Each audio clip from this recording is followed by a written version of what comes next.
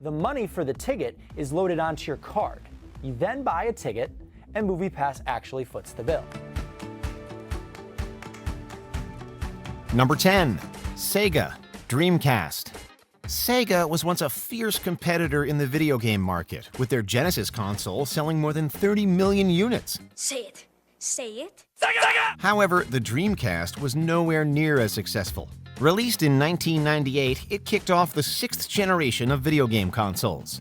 But it unfortunately ended up becoming a footnote. Look, I don't know why the Tooth Fairy's being so cool to me. Maybe she's hot for me, I don't know. But if we all chip in with teeth, then I can hide them under my pillow and we could get enough money to buy a Sega Dreamcast. While sales were strong early on, they soon declined, and the Dreamcast was discontinued in 2001.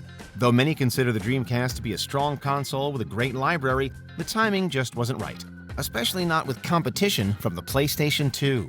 For Sega, the Dreamcast ended up being something of a nightmare, and the company hasn't released any home consoles since. Believe me, there's plenty I'd like to forget. Yeah, you and me both. Number 9. MoviePass $9.95 plan. For movie buffs, MoviePass offered a great deal. Whoa, a free movie, thanks! Out of my way, jerk-ass! The subscription service offered various membership levels to see films in theaters, including an option to view unlimited movies each month.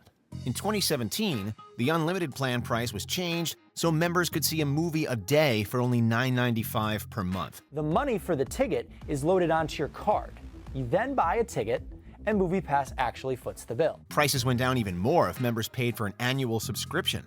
Unsurprisingly, their subscriber count skyrocketed, but the low prices became unsustainable. How does the math work? Because even if somebody's going once a month, it seems like best case scenario, you're losing some money. Yeah, a couple bucks.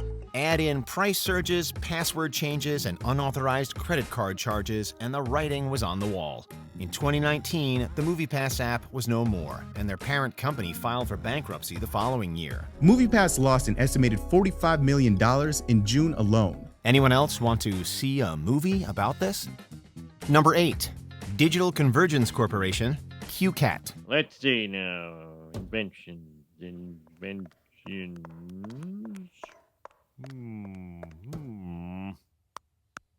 Something electrical might be good. While the internet was exploding in popularity in the early 2000s, it didn't make magazines disappear. Digital Convergence Corporation, a Texas-based company, created the CueCat, a feline-shaped barcode reader that users could use for scanning magazines and accessing digital information. Just swipe the cat across a special Q code and watch the exact web page you want download right before your eyes. These were heavily promoted and were given away for free. But even then it felt like a ripoff.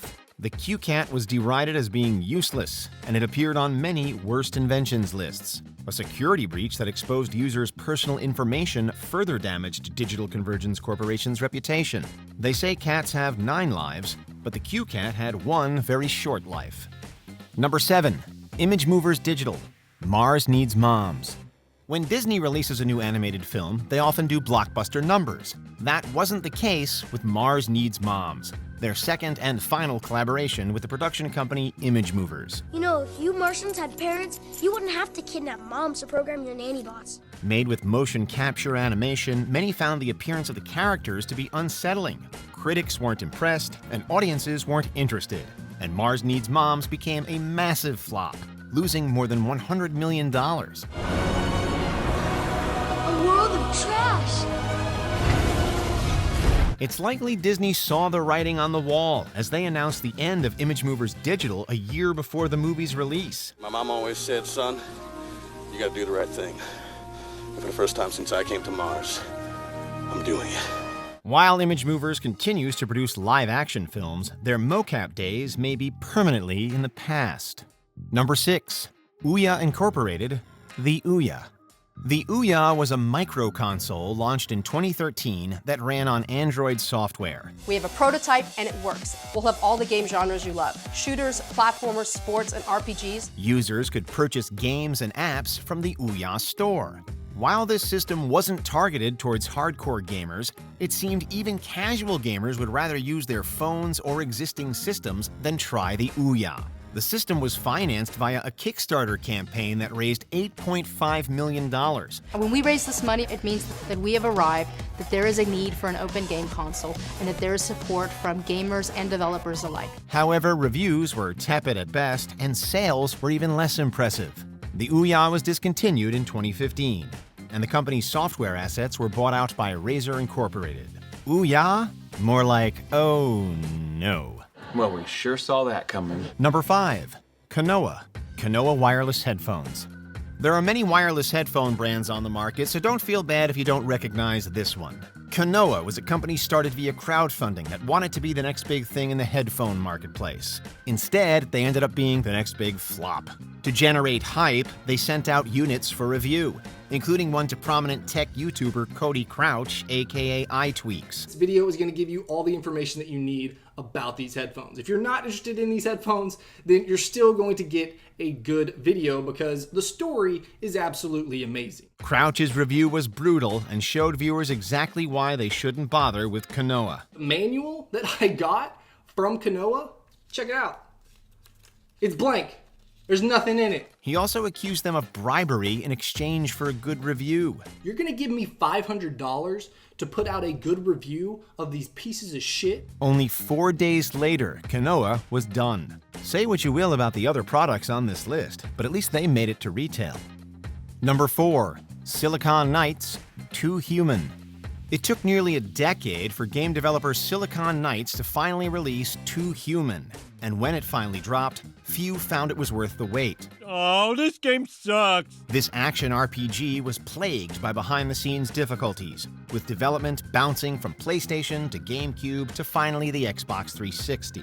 Silicon Knights also sued collaborator Epic Games for breach of contract. Well, stranger, what's your excuse? However, Epic Games countersued, and they were awarded $4.45 million.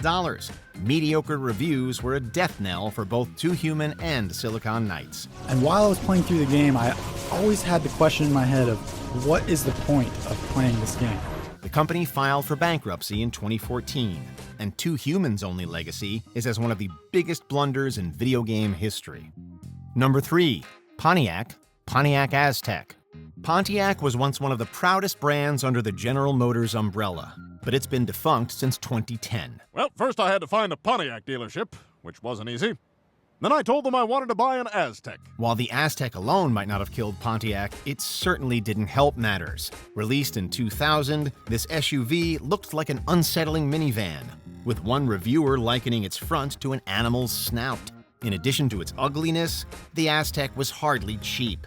Sales fell way below expectations, and the Aztek Empire fell before it could even start. It did receive some good reviews for its driving performance, if only it had a better design. So we're gonna live in a car? It's not just a car, it's a tent on wheels. Number 2. DeLorean Motor Company, DMC DeLorean. Are you telling me that you built a time machine out of a DeLorean? Thanks to Back to the Future, the DMC DeLorean will always have a place in pop culture. I'm gonna throw you in my DeLorean, gun it to 88. But both the car and its parent company were both kaput years before the first movie even came out.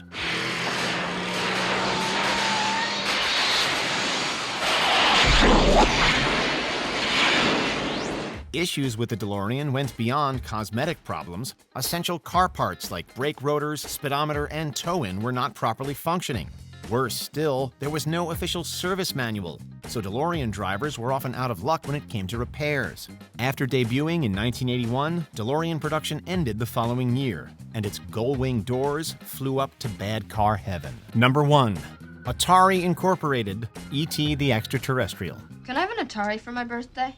And a whaty? Atari. Atari is one of the most important names in video game history, with arcade games like Pong and Space Invaders paving the way for so much innovation in the field. Now with video pinball, my husband is acting funny lately. But competition from Mattel and Coleco caused tension, and one game became a punchline. While a video game based on the beloved film E.T. might seem like a surefire success, this one was rushed into production and was universally trashed.